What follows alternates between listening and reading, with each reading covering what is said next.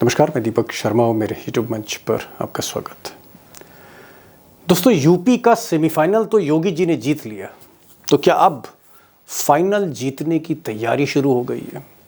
और क्या इसीलिए यूपी का माहौल गर्म किया जा रहा है? और क्या इसीलिए उत्तर प्रदेश के संभल जिले में आज जामा मस्जिद को लेकर आज भयंकर हिंसा हुई या हिंसा कराई गई, जिसमें तीन बेगुनाह मुस्लिम युवकों की जान चली गई या गोली मार दी गई फायरिंग में। और शाम होते होते, जी हाँ, शाम होते होते पूरे उत्तर प्रदेश का और खासकर पश्चिमी उत्तर प्रदेश का संभल के चारों तरफ तापमान धीरे धीरे बढ़ने लगा। और सवाल यह है, द बिग क्वेश्चन, कि क्या उत्तर प्रदेश जीतने के लिए अयोध्या पार्ट टू की तैयारी शुरू कर दी गई है?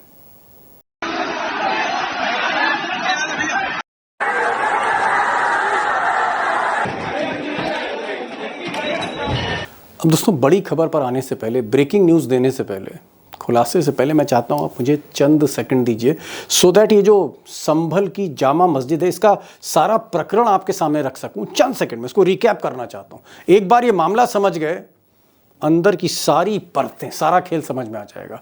और शुरुआत इस मामले की तब हुई जब मंदिर मस्जिद के एक्सपर्ट, यहाँ यूपी में मंदिर मस्जिद के एक्सपर्ट विष्णु जैन साहब, इन्होंने एक ताज़ा आरोप लगाया कि साहब ये जो संभल की जामा मस्जिद है, जो मस्जिद आप देख रहे हैं, इस मस्जिद के नीचे एक मंदिर है, हरिहर मंदिर है। अब कहने वाले कह रहे हैं कि साहब बाबर ने 1529 में इसको तोड़कर मंदिर को तोड़ा था, मस्जिद बनाई थी। बहरहाल ये एक आरोप है, और इस आरोप को जब कहीं ना कहीं संभल के सिविल जज की अदालत में रखा गया, तो आनन फानन में उन्होंने सर्वे कराने का आदेश दे दिया। अब मुस्लिम पक्ष का कहना है कि साहब हमें भी सुना जाना चाहिए था, हमें मौका तो देते कि हम हाई कोर्ट जाते, सुप्रीम कोर्ट जाते, अगर स्टे लेना हो तो स्टे लेते। उनका कहना है हमें नहीं सुना गया। बहरहाल जो भी है, मैं इसमें वकील नहीं बनना चाहता। सच्चाई ये है कि आज संडे को सर्वे शुरू हो गया, और जब सर्वे शुरू हुआ तो जाहिर तौर पर विरोध हुआ इसका। इलाके के जितने मुस्लिम थे, क्योंकि ये जो संभल एरिया है ये मुस्लिम डोमिनेटेड पॉकेट है, वो वहाँ पर मुस्लिम यूथ आ गए, प्रोटेस्ट होने लगा, फिर पथराव हुआ। पथराव के बाद आंसू गैस के गोले छोड़े गए, पुलिस ने बल प्रयोग किया, फिर फायरिंग हुई, और 3 बेगुनाह युवक, इनको गोली लगी ऐसा आरोप है, और इनकी मौत हो गई। अब दोस्तों, मुस्लिम पक्ष का कहना है, जो इलाके के मुस्लिम हैं, उनका ये कहना है कि साहब ये जो तीनों युवक हैं, मुस्लिम यूथ हैं, इनकी कोई क्रिमिनल हिस्ट्री शीट नहीं थी, इनका कोई इन्वॉल्वमेंट नहीं था, ये पुलिस की गोली से मारे गए हैं, ये बिल्कुल बेगुनाह थे। अब सवाल इस बात का है कि ये बेगुनाह थे और पुलिस की गोली से मारे गए, पुलिस फायरिंग में मौत हुई, इसकी तो फिर जांच होनी चाहिए, कोई सीबीआई जांच करे, सुप्रीम कोर्ट उसको मॉनिटर करे, कोई जुडिशियल इंक्वायरी हो, तब पता लगेगा। मैं स्टूडियो से तो कुछ बता नहीं सकता, लेकिन एक बात मैं ज़रूर आप सबसे कह सकता हूँ, पुलिस से, प्रशासन से, मुस्लिम पक्ष से, वकीलों से, और जो हिंदू पक्ष है, कि बेटा चाहे मुसलमान का मरे और बेटा चाहे हिंदू का मरे, माँ का दर्द, परिवार का दर्द एक जैसा होता है। पहले इस माँ की बात भी सुन लीजिए। गोली मार के पुलिस वाले ने, अब क्या कहूँ बेटा, सरकार से मेरा तो लुट गया, अल्लाह में किससे कहूँ। अब दोस्तों, संभल की ये जो हिंसा है, ये जो हिंदू मुस्लिम का फिर से विवाद हो गया, या मंदिर मस्जिद का कहें, ये जो सर्वे का जो बवाल हुआ है, एक बात समझ से बिल्कुल परे है। और समझ से इसलिए परे कि जब आरएसएस ने इस चैप्टर को क्लोज कर दिया, जब आरएसएस ने इस पूरे प्रकरण को खत्म कर दिया, और मोहन भागवत, आरएसएस के चीफ, ने कहा कि भाई चाहे कुछ हो जाए, अब हम आंदोलन करने वाले नहीं हैं, हमारा आंदोलन अयोध्या मंदिर तक सीमित था, राम मंदिर तक सीमित था, राम जन्मभूमि तक सीमित था, अब हम आगे इस एजेंडा को नहीं बढ़ाना चाहते। और मोहन भागवत ने कैमरे के सामने कहा कि कब तक हम मस्जिद के नीचे शिवलिंग खोजते रहेंगे। सवाल इस बात का है कि जब मोहन भागवत ने कहा कि रोज रोज मस्जिद के नीचे शिवलिंग खोजना ठीक नहीं, तो फिर रोज रोज शिवलिंग क्यों खोजा जा रहा है? लेकिन रोज एक मामला निकालना नहीं है, ये भी नहीं करना चाहिए। हमको झगड़ा क्यों बढ़ाना है? ज्ञानवापी के बारे में हमारी कुछ श्रद्धाएं हैं, परंपरा से चलती आई, हम कर रहे, ठीक है, परंतु हर मस्जिद में शिवलिंग क्यों देखना? अरे भाई वो भी एक पूजा है। अब दोस्तों अगर आरएसएस ने विड्रॉ कर लिया और खुद मोहन भागवत कह रहे हैं कि साहब रोज़ रोज़ किसी मस्जिद के नीचे शिवलिंग कब तक खोजते रहेंगे, अगर ऐसा वो कह रहे हैं, मोहन भागवत कैमरे पर कह रहे हैं, तो फिर ये खेल कौन करवा रहा है और इसके पीछे मकसद क्या, मोटिव क्या है? और अगर दूसरी तरफ देखें तो उत्तर प्रदेश के deputy chief minister Keshav Prasad Maurya, उन्होंने आज नया राग अलापा है। उन्होंने कहा कि साहब ऐसा है कि समाजवादी पार्टी जो है वो हार गई है और अब अपने समर्थकों के थ्रू, अपने समर्थकों के जरिए ये उपद्रव करा रही है। अगर समाजवादी पार्टी चुनाव में हारने के बाद अगर अपने समर्थकों से कोई उपद्रव कराएगी तो उसको निश्चित तौर से इसका खामियाजा भुगतना पड़ेगा।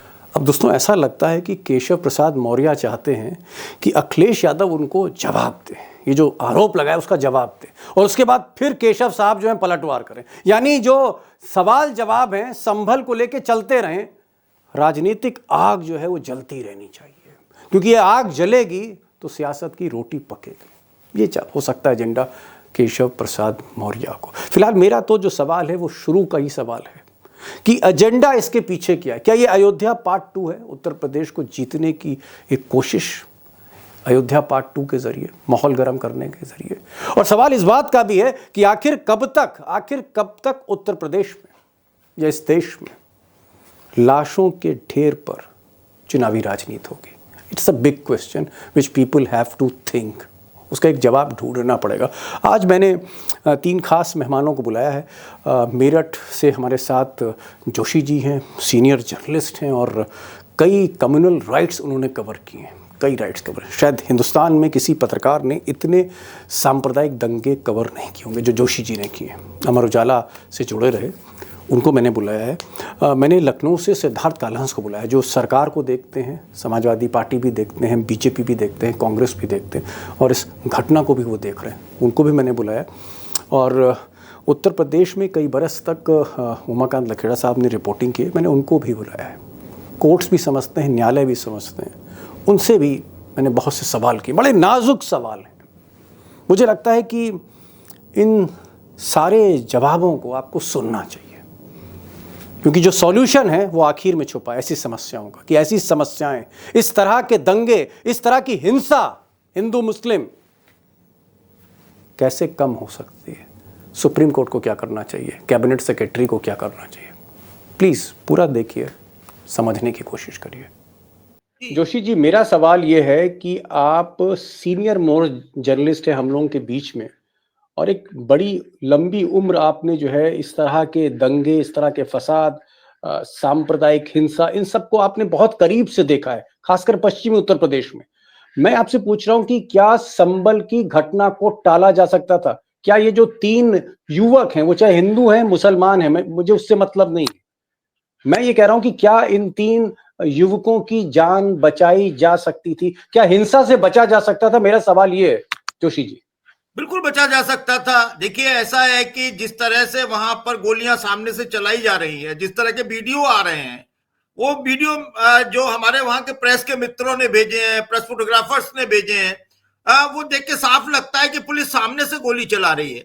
भाई, पहले कंट्रोल करना होता है तो आंसू गैस छोड़ी जाती है, आंसू गैस भी छोड़ी जा रही है, लेकिन साथ में सीधी फायरिंग भी की जा रही है और पुलिस वाले की भी गोली लगी है। ये भी बड़ा हमें दुख है कि लेकिन दंगाइयों ने बड़ी मतलब पता नहीं क्या हुआ, ईश्वर ने, प्रभु श्री राम ने उनका निशाना पैर की तरफ कर दिया।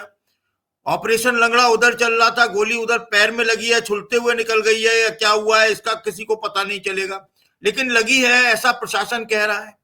और वहां पर पत्थर थे। अभी क्या है कि देखिए, ये जो झगड़ा है, ये हिंसक झड़प जो है, इसे मैं दंगा नहीं कहता दीपक जी, ये दंगा नहीं है, ये हिंसक झड़प है। और वो झड़प 2 गुटों में ना होकर एक गुट उसमें से पुलिस और प्रशासन का है और दूसरा मुस्लिम या अल्पसंख्यक समुदाय के युवकों का या उनके लोगों का है। ये झड़प है। अब क्या है कि ये झड़प जो हुई है, वो उसका पीछे कारण है, वो एक मस्जिद है जिसका नाम आज तक नहीं सुना किसी ने। वहां के स्थानीय निवासी जानते हैं, कुछ और आसपास के लोग जानते हैं, जामा मस्जिद हर शहर में होती है। अब वहां पर सर्वे आ गया, अभी कल को पता चलेगा कि आपके घर में आप, मुझे मालूम नहीं दिल्ली में रह रहे हैं या उत्तर प्रदेश में रह रहे हैं, ज्यादातर हमारे मित्र नोएडा और गाजियाबाद में हैं, तो वो आपके घर में आकर भी कह देंगे, सीढ़ियों पर बैठ जाएगा कोई बाबा, कहेगा मुझे तो यहाँ से बाल लीला नजर की ध्वनि सुनाई दे रही है, कृष्ण भगवान खेल रहे हैं, तो मंदिर था, तो आपके घर का भी सर्वे होगा।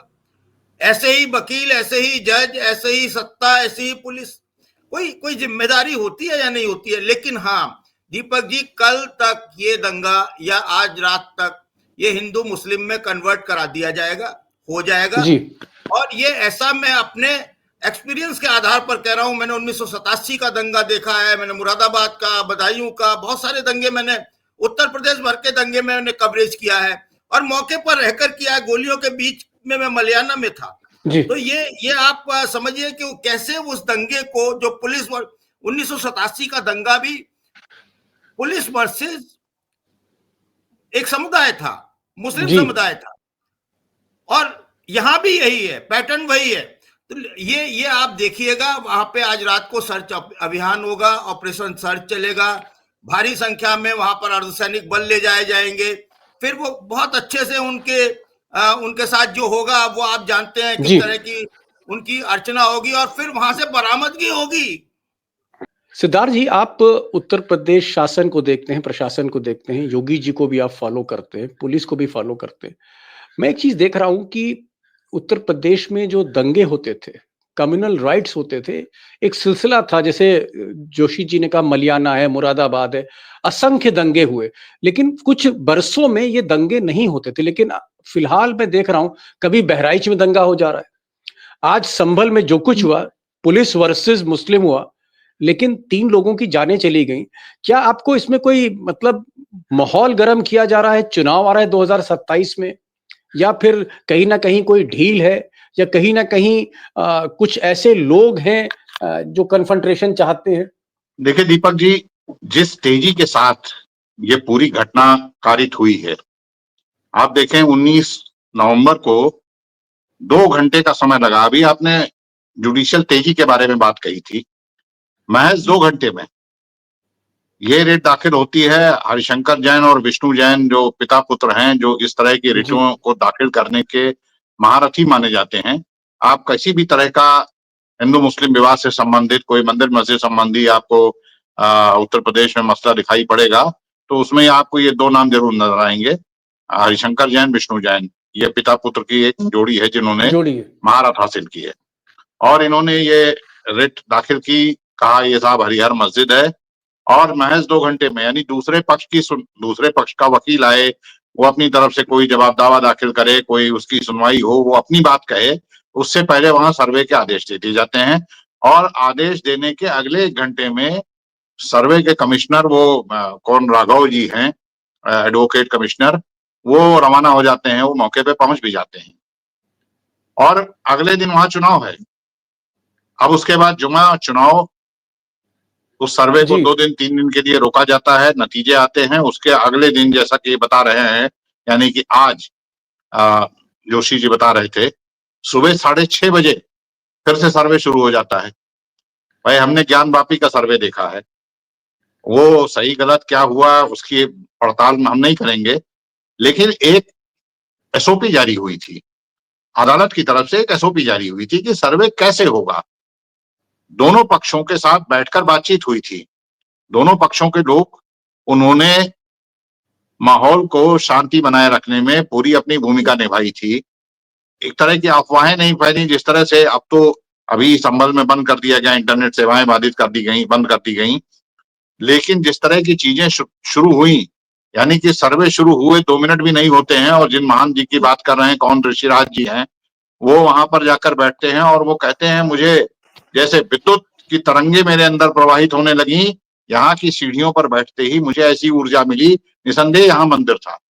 ये सब चीजें कई घंटों तक संभल में यूट्यूब पर और कई व्हाट्सएप ग्रुपों में, मतलब आप कह रहे हैं कि प्रसारित होती नहीं, यानी कि माहौल खराब किया गया। शाम होते होते एक बयान आता है कि मथुरा में 6 दिसंबर को सभी सनातनियों से अनुरोध किया गया है कि आइए इकट्ठा होइए। अब मथुरा में जो कृष्ण जन्मभूमि का स्थल है, वहां देहरी पूजन होगा, यमुना के जल से उसकी देहरी पूजन किया जाएगा। तो यानी कि ये एक चाबी, दरअसल एक चाबी मिल गई है, एक चाबी मिल गई है कि साहब माहौल गर्म संविधान करना। बचाओ, आरक्षण बचाओ, पीडीए, इनसे बड़ा नुकसान हुआ था, तो बटोगे कटोगे के नाम पर एक चाबी मिली है कि किस तरीके से ध्रुवीकरण की चाबी से इस ताले को खोला जाना है और 27 में फिर से यहाँ राज करना है। तो ओके, इसकी ओके। पूरी तैयारी चल रही है और इसको लेकर पूरा पूरा एक जाल बुना जा रहा है। और शुरुआत के लिए सबसे देखिए, आपको लंबी फहरिस्त मिल जाएगी। आपने उत्तर प्रदेश में इतने लंबे समय तक काम किया है और सभी तरह जी। की इस तरह के इंसिडेंट्स आपने कवर किए। आपको पश्चिम उत्तर प्रदेश में इसकी पूरी जरखेज जमीन मिल जाएगी कि जहां पर इस तरह की चीजों को बहुत तेजी के साथ इग्नाइट किया जा सकता है और उसको ग्लो किया जा सकता है, उसको फैलाया जा सकता है। क्योंकि समझ जिस गया। तरह की आबादी का जो कॉम्बिनेशन है पश्चिम उत्तर प्रदेश में, वो इनके लिए इन चीजों की शुरुआत करना आसान है और शायद जी, इसलिए ये सब चीजें इनकी शुरुआत हो गई है। तो अब मुझे जी। लगता है कि कुंदरकी में, जैसा कि दावा कर रहे हैं, मुझे नहीं मालूम है असलियत क्या है, वो तो जोशी जी को ज्यादा मालूम होगा, कि साहब भारी तादाद में मुसलमानों के भी वोट मिल गए भारतीय जनता पार्टी को। तो आपको समरसता की राह पर चलना चाहिए, सही फिर बात तो है। आपको समावेशी विकास की तरफ चलना चाहिए। लेकिन आप बिल्कुल, क्या कर बिल्कुल। रहे हैं? आपने कटो और बटो के इसको आपने अपने सफलता की चाबी मान ली है और जितना ज्यादा हो सके इस चाबी को पैना करना गॉट इट। है और इस चाबी का इस्तेमाल करना है। और मुझे लगता है कि 27 तक के लिए ये जी। बहुत अच्छे संकेत नहीं है उत्तर प्रदेश में। जी, जी। 2027 में उत्तर प्रदेश में चुनाव होना है, बड़ा डिसाइसिव चुनाव होना है। सिद्धार्थ कह रहे हैं कि कहीं न कहीं उनको एक डिज़ाइन दिखता है। जिस तरह से संभल में आज हिंसा हुई और शाम तक ये पैगाम आ गया, ये संदेश आ गया कि साहब अगला जो है निशाना जो है वो मथुरा में और वहाँ पर जो है कहीं न कहीं पूजा जो है फिर से शुरू की जाएगी, ये वो बता रहे हैं। इससे पहले हमने देखा बहराइच में भी कुछ इसी तरह का दंगा और तनाव हमने देखा था। 2027 की तैयारी बताते हैं सिद्धार्थ कालक। लखेड़ा साहब, आप उत्तर प्रदेश को पिछले कई दशकों से कवर कर रहे हैं। मैं सिर्फ ये पूछना चाह रहा था कि भाई ये जो मस्जिद के नीचे मंदिर, अयोध्या हमने देखा, ठीक है वहां मंदिर बन गया, चलिए काशी मान लिया, लेकिन कहीं पर तो ये सिलसिला रुकना चाहिए, कहीं पर तो ये फुल स्टॉप लगना चाहिए, या कॉमा ही कॉमा लगते रहेंगे और समय समय पे कुछ नए नई मस्जिदें आती रहेंगी और इस तरह के विवाद होंगे। मुझे याद आ रहा है मोहन भागवत से भी यही चीज पूछी गई थी कि भाई आपका एजेंडा क्या है, मथुरा काशी अयोध्या के बाद नेक्स्ट? तो उन्होंने कहा ऐसा नहीं है, ऐसा नहीं है। अगर हर मंदिर हर मस्जिद के नीचे हम शिवलिंग ढूंढने की बात नहीं कर रहे हैं, ये बात मोहन भागवत ने ऑन रिकॉर्ड की। आपको क्या लगता है कि अगर हर मस्जिद के नीचे अगर शिवलिंग ढूंढा जाएगा, फिर तो ये अंतहीन आप कह सकते हैं हिंसा है, फिर तो ये रुकने वाला सिलसिला नहीं है। तो ये आपको नहीं, एजेंडा लगता है लखेड़ा साहब? ये तो एजेंडा जो आप बात कर रहे हैं कि क्या है, मुझे लग रहा है ये एजेंडे से बढ़ करके है। क्योंकि देखिए हो क्या रहा है कि प्रधानमंत्री ने कल कहा कि अस्थायी तौर पर इनको खत्म करना है, विपक्षी पार्टियों को। और जो उन्होंने क्या-क्या बोला कल, मैं उसको रिपीट नहीं करना चाहता, लेकिन संदेश ऊपर से जा रहा है। संदेश कोई मुरादाबाद के लोकल भाजपा वाले ने नहीं किया। संदेश ऊपर से जा रहा है कि दिल्ली में किस तरह की बातें हो रही है, लखनऊ में किस तरह की बातें हो रही हैं। और ये जो ऊपर से फितरत वाली बातें, अलगाववादी बातें, भड़काऊ बातें जो कही जा रही हैं, उसका नीचे लागू हो रही है, जुडिशरी भी समझ रही है। अब ये बताइए कि कितने दिन हो गए जब वो जज साहब ने फैसला सुनाया, उसके और जज जो है कोई आसमान से तो नहीं टपका कि ब्रिटेन से डायरेक्ट आए हों। अरे वो जज जो है उनकी controlling authority Allahabad high court होता है। इलाहाबाद हाई कोर्ट की डेली रिपोर्टिंग होती है। डिस्ट्रिक्ट कोर्ट से daily reporting Allahabad high court के जो एडमिनिस्ट्रेटिव जज होता है, जी। चीफ जस्टिस को जो रिपोर्ट करता है, क्या इलाहाबाद हाई कोर्ट ने आंखें बंद कर रखी हैं कि इस तरह के फितरती और उन्मादी जज बैठे हुए हैं, जिनको जिनको जज की कुर्सी पर बैठना भी कलंक है ऐसे लोगों का, जो कहते हैं साहब भगवान अवतरित हो रहे हैं उनके सामने, तो वो तो भगवान के पास चले जाएं। ऐसे जजों को तो भगवान के पास चले जाए, यहाँ क्या जरूरत है उनकी कोर्ट में बैठने की? नंबर एक बात। नंबर दूसरी बात, जो जो उत्तर प्रदेश की प्रशासनिक और राजनीतिक प्रणाली है, वो सीधे सीधे तौर पर हर कोई उकसावे पूर्ण का थोड़ा सा चींटी, कोई तिल भी मिल जाए, उसको वो एक बड़ा भारी तिल का ताड़ बनाते हैं, जिससे कि उत्तर प्रदेश में जो पहले से ही सांप्रदायिक तनाव की स्थितियां हैं, हिंदू मुसलमान है, क्योंकि और तो कोई एजेंडा है नहीं। आप अस्पताल तो बना नहीं रहे हैं, आप अस्पतालों में डॉक्टरों की तैनाती तो कर नहीं रहे हैं, रोजगार आप दे नहीं रहे हैं, जो रोजगार मांगता है उन पर आप लाठियां भांजते हैं। जब आपको डर लगता है, तब इलाहाबाद प्रयाग में क्या हुआ, सारी चीजें हुई। तो मुझे ऐसा लगता है कि ये मणिपुर मॉडल है। मणिपुर मॉडल भी क्या हुआ था, मणिपुर मॉडल में 3 दिन पहले हाई कोर्ट, हवा के हाई कोर्ट ने एक फैसला सुनाया था कि सारे जो कुकी समुदाय, जो नॉन जोन ट्राइबल है, उनको भी आरक्षण की परिधि में शामिल किया जाए। यही आग उठी थी, ये हाई कोर्ट का फैसला था, जिससे आज 19-20 महीने तक वहां दंगा थम नहीं रहा है। तो मुझे लग रहा है कि जो आज हो रहा है, ये आपको लगता है कि कोर्ट्स जो अदालतें हैं उनको थोड़ा सा मतलब संयम बरतना चाहिए कि भाई इससे ऐसे आदेशों से पब्लिक पीस डिस्टर्ब होता है। मुझे लगता है कि थोड़ा सा लखेड़ा साहब ये कहना चाह रहे हैं कि अदालतों को थोड़ा सा पेशेंस, थोड़ा सा बैलेंस, थोड़ा सा कहीं ना कहीं लॉ एंड ऑर्डर के प्रति हल्का सा कॉन्शियस होना चाहिए। इस तरह के फैसले आनन फानन में नहीं देने चाहिए। जोशी जी, मुझे एकदम क्लियर कट ये बताइए कि क्या वहां पर सर्वे कराने का उद्देश्य था या माहौल गर्म करने का उद्देश्य था? क्या वाकई साइंटिफिक एनालिसिस होनी चाहिए थी? क्या इस तरह का उद्देश्य था, या एक माहौल को गर्म करो? क्योंकि प्रशासन को तो पता होगा, एलआईयू को तो पता होगा कि अगर जामा मस्जिद के अंदर टीम जाएगी और कहेगी नहीं साहब इसके नीचे जो है वो एक मंदिर बना है और बाबर ने 1529 में या 1522 में एक तारीख निकाल दी जाएगी और उस तारीख में ये चीज ऐसा हुई है, तो क्या एक सर्वे का मकसद था या माहौल गर्म करने का मकसद था?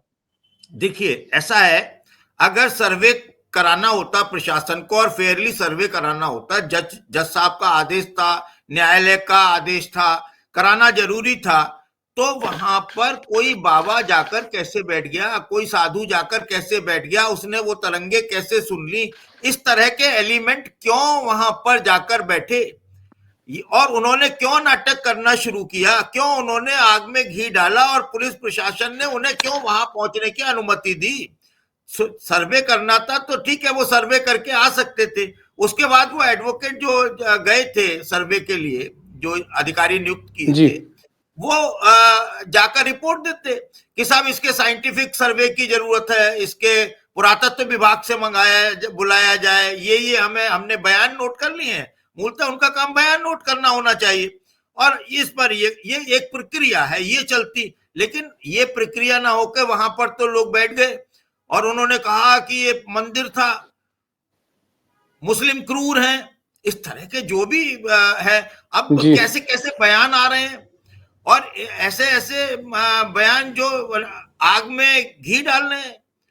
आप चाहे वो संगीत सोम का बयान देख लीजिए। संगीत सोम तो इसलिए क्योंकि वो पैदल हैं, वो सोचते हैं कि इतने उत्तेजक बयान देकर वो भी सुर्खियों में आ जाएंगे।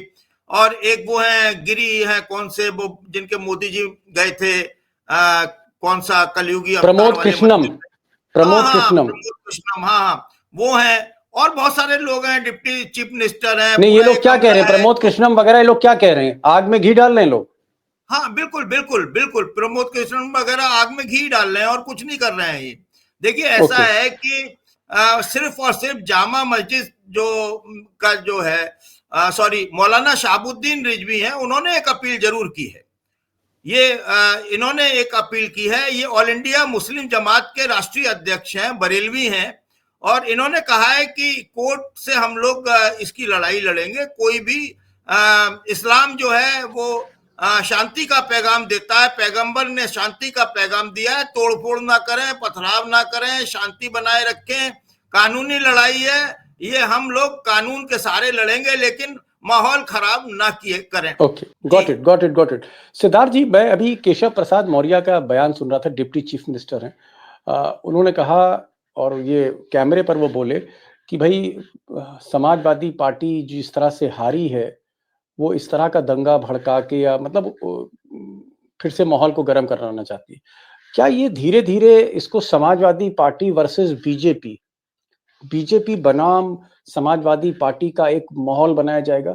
संभल में जो कुछ हुआ अल्टीमेटली उसकी एक पॉलिटिकल फाइट होगी, बीजेपी वर्सेस समाजवादी पार्टी। इसकी शुरुआत करने का जो ढंग है, जिस तरीके से हैंडल किया गया है, वो सारी की सारी चीजें इस बात की तरफ इशारा करती हैं कि ये इसके राजनीतिक मायने ही हैं, इसके अलावा और कोई मायने नहीं है। आपने कभी नाम नहीं सुना होगा कोई संभल में जामा मस्जिद, तो हर शहर में हुआ करती है, और छोटे से शहर जो बलरामपुर तोड़ा, हर जगह आपको मिलेंगे जामा मस्जिद है। आपने कभी नाम नहीं सुना होगा कि कोई संभल की जामा मस्जिद भी है, किसी लैंडमार्क के तौर पर कभी किसी ने आपको नहीं बताया होगा कि साहब आप संभल में आइएगा तो जामा मस्जिद के आसपास आपको घुमाएंगे। तो ये अगर इसके कोई राजनीतिक निहितार्थ ना होते, राजनीतिक मायने ना होते, तो ये पूरा विवाद खड़ा ही ना किया जाता। और सीधी सी बात है, देखिए ये स्पष्ट हो गया कि उपचुनाव के नतीजे कुछ भी हों, उपचुनाव के नतीजे कैसे आए हैं, उपचुनाव के नतीजों को लेके बहुत सारे लोग सवाल खड़े कर रहे हैं। अखिलेश यादव से लेके आज तो मायावती ने बेदार होकर ये तक कह दिया कि अब वो कभी उपचुनाव ही नहीं लड़ेंगी। उन्होंने कहा पहले तो सीधे बूथ कैप्चरिंग होती थी, अब तो मशीनों के जरिए जो है वो जनमत को प्रभावित किया जा रहा है। तो बहुत तरह की बातें हो रही हैं कि उपचुनाव के नतीजे, अगर उपचुनाव के नतीजे वास्तविक हैं, जिस तरीके से आप कह रहे हैं, अगर उपचुनाव के नतीजे वास्तविक हैं, अगर उपचुनाव के नतीजे ये बता रहे हैं कि अब आपको मुसलमानों तक ने वोट देना शुरू कर दिया है, तो फिर ये मामला जिस होना तरह नहीं की चाहिए। मिसहैंडलिंग हो रही है संभल की, ये मिसहैंडलिंग नहीं होती। सीधा सा मसला है कि आपके ऊपर जो खतरा मंडरा रहा है, वो खतरा आपको अभी टलता नहीं नजर आ रहा है, और खतरे की काट आपको केवल ध्रुवीकरण में दिखती है, और वो ध्रुवीकरण कैसे होगा, इस तरह की घटनाओं से और तेज होगा। इसलिए मुझे लगता है कि इस तरह की, सिद्धार्थ कह रहे हैं कि ये एक पॉलिटिकल गेम ज्यादा उनको लगता है, कहीं ना कहीं बीजेपी समाजवादी पार्टी को इन्वॉल्व करना चाहती है, और इसीलिए केशव प्रसाद मौर्य ने आज थोड़ा सा एक इस तरह का बयान दिया कि भाई इसके पीछे समाजवादी पार्टी है। तो अब अखिलेश उसका जवाब देंगे, फिर उधर से केशव प्रसाद आएंगे। कहने का मतलब यह है कि सिद्धार्थ का कहना है कि अगर लैंडस्लाइड विक्ट्री, अगर एक जबरदस्त जीत हासिल करी है योगी जी ने, तो फिर संभल कराने की कोई जरूरत नहीं थी, यानी माहौल गर्म करने की कोशिश नहीं होती। फिर लास्ट क्वेश्चन लखेड़ा साहब आपसे पूछ रहा हूं, ये जिस तरह की घटना हुई है कि एक जिला जज ने एक इस तरह की जो है जांच के आदेश दे दिए सर्वे कराने के, क्या आपको लगता है कि हमारे यहाँ 3 टायर सिस्टम है, सेशन कोर्ट है, हाई कोर्ट है, सुप्रीम कोर्ट है, और इस तरह के मामले, मंदिर मस्जिद के मामले इस देश ने देखा है, अयोध्या को देखा है, तमाम दंगे देखें, बिना वजह बिना किसी कारण तमाम मासूमों की जानें चली जाती हैं, अपने ही सब हिंदुस्तानी भाई हैं। क्या आपको लगता नहीं कि ऐसे सेंसिटिव मैटर्स में, ऐसे कम्युनल वायलेंस के माहौल में सुप्रीम कोर्ट को हस्तक्षेप करना चाहिए कि भाई पहले हम सुनेंगे, या उसको रिफर करना चाहिए कि हाई कोर्ट सुने? क्या सुप्रीम कोर्ट जो कस्टोडियन है लॉ का, वो भी एक पीस के लिए फोकस करता है, क्या सुप्रीम कोर्ट को, हाई कोर्ट को, जो हायर कोर्ट से ऐसे मामलों में इनको हस्तक्षेप नहीं करना चाहिए? या 10-12 लोग मर जाएं, कर्फ्यू लग जाए और फिर संभल की हिंसा फैल जाए, और जब लाखों लोग जो है कहीं ना कहीं घरों में बंद हो, तब सुप्रीम कोर्ट जागेगा? क्या Supreme Court custodian of law, custodian of peace, क्या हस्तक्षेप नहीं करना चाहिए? जी, मैं आपकी बात, देखिए बात इसके दो बातें हैं, 2 चरण में छोटी छोटी बात शॉर्ट में करूंगा क्योंकि समय बहुत कम है। मुझे ऐसा लगता है कि इसमें 2 स्तर पर बहुत तत्काल फैसला होना चाहिए। एक तो सुप्रीम कोर्ट को, सारे हाई कोर्ट्स को ये गाइडलाइन तत्काल जारी करनी चाहिए। अगर चीफ जस्टिस ऑफ इंडिया मेरी बात सुन रहे होंगे तो उनको ये गाइडलाइन करनी चाहिए कि जो डिस्प्यूट्स के, मंदिर मस्जिद धार्मिक स्थलों से डिस्प्यूट से जुड़े हुए, सर्वे से जुड़े हुए कोई भी मामले पेंडिंग पड़े हुए हैं, तो वो हाई कोर्ट की स्क्रूटनी के बिना, और उसमें ज्वाइंट बेंच बने कई जजों के हाई कोर्ट में, तब जाकर के उन पर फैसले हों। और ये जो निचली अदालतें हैं, निचली अदालतों के जजों से ये सारे चीजें, ये प्रोसीडिंग्स वापस लेनी चाहिए, क्योंकि आज ये जो ब्रीड आई है 8-10 साल से जुडिशरी में दंगा फसाद फैलाने वाली जो एलिमेंट है, ये जुडिशरी में किसी ना किसी तरीके से घुस गए हैं, और ये कई तरह, ये दर्जनों जगह इस तरह के फैसले कर रहे हैं जिससे सामाजिक सौहार्द खराब हो। मैं ये अपील करूंगा चीफ जस्टिस ऑफ इंडिया से। और दूसरी बात मैं अपील करूंगा कि भारत राष्ट्रपति से थ्रू कैबिनेट सेक्रेटरी ये सारे चीफ सेक्रेटरीज को ये डायरेक्शन दें कि इस तरह के मामलों में जो जिलाधिकारी, जिलाधीश ये जो चले जाते हैं ना फटाफट अपनी चाटुकारिता करने की, हम ऐसा करेंगे तो फिर वो खुश हो जाएंगे। योगी जैसे जी के पुलिस खास हो वाले उसमें मतदान केंद्र पर बिल्कुल। पुलिस वाले बाहर सड़क में उनके आई कार्ड चेक कर रहे हैं। तो ये जो बिन जी। बुलाए मेहमान आ रहे हैं, पूरे सिस्टम में घुस गए हैं, इस सिस्टम जी। से मुझे लग रहा है कि दंगे फसाद होंगे। और सबसे बड़ी बात है कि जो बेकसूर निर्दोष लोग मारे जा रहे हैं, बिल्कुल, बिल्कुल, बिल्कुल। वो देश के नागरिकों का खून बह रहा है, चाहे वो हिंदू हो चाहे मुसलमान हो। जी, इतना ही मैं बिल्कुल, कहना बिल्कुल, चाहता हूँ। बिल्कुल। Thank you. दो बहुत इंपॉर्टेंट बातें कही। लखेड़ा साहब ने कहा कि सुप्रीम कोर्ट को हस्तक्षेप करना चाहिए और ये तरीका गलत है कि कहीं पर एक पिटीशन होती है, एक अर्जी जाती है कि फलानी मस्जिद के नीचे एक मंदिर है, कोई बाबा आ जाता है और फिर एकदम से निचली अदालत से एक फैसला आता है, आदेश आता है कि सर्वे कराइए, और डीएम और एसपी बजाय हस्तक्षेप करने के, मामले को गहराई से जांच छानबीन करने के, वहां पर लाव लश्कर लेके पहुंच जाते हैं। और हमने देखा फिर होता क्या है, संभल जैसे हुआ। कई लोग, पुलिस वाले भी, उनको भी चोटें आई हैं, कई मुस्लिम नौजवानों को भी चोटें आई, 3 की जानें चली गई और ये हिंसा हो गई, एक माहौल गर्म हो गया। ये नहीं होना चाहिए।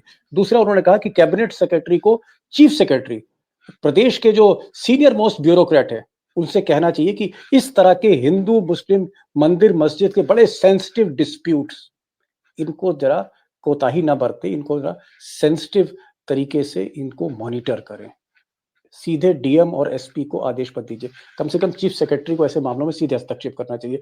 हरिशंकर साहब आप आए, सिद्धार्थ भाई आप आए, लखेड़ा साहब आप आए, बहुत बहुत आपका शुक्रिया। मैं चाहूंगा पीस शुड प्रिवेल, शांति होनी चाहिए और इस तरह के मामले अगर निचली अदालत सेटल नहीं कर पा रही तो वो हाई कोर्ट में जाना चाहिए। अगर डीएम एसपी कमिश्नर नहीं करना तो चीफ सेक्रेटरी को हस्तक्षेप करना चाहिए, क्योंकि जाने किसी न किसी मासूम की ही अंत में जाती। Thank you so much for joining this program. Thank you so much.